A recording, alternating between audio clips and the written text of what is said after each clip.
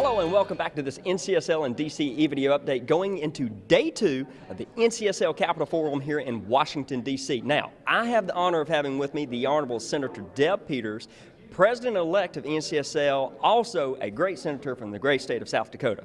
Now, y'all have had a very busy day today on Capitol Hill.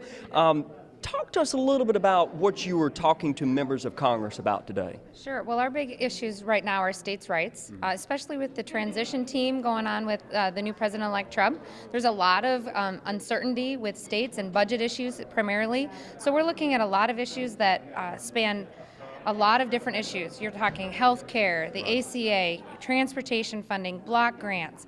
We spend a lot of time just trying to get information on what members of Congress are hearing, so we know how to start our sessions in January. So really what some of the items you just talked about are big budget items for the state, is that correct? I mean, so whatever Congress does or the uncertainty really can impact states on your level, correct? Absolutely. It's going to have a major impact now that revenue numbers are down across the country, whether it's an income tax revenue or a sales tax revenue number.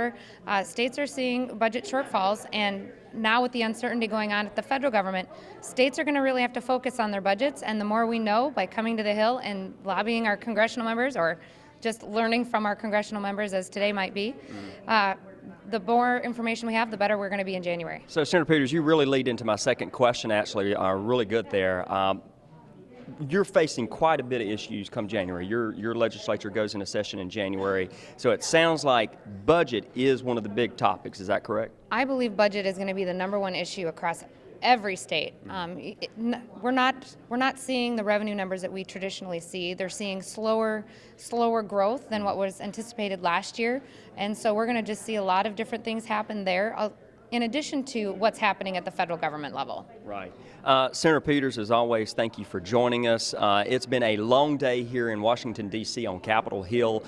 Tomorrow, beginning on Thursday, we've got the U.S. Surgeon General and Secretary Vilsack, Secretary of Agriculture, talking about opioids. So stay tuned for us here on the NCSL and D.C. e-video update.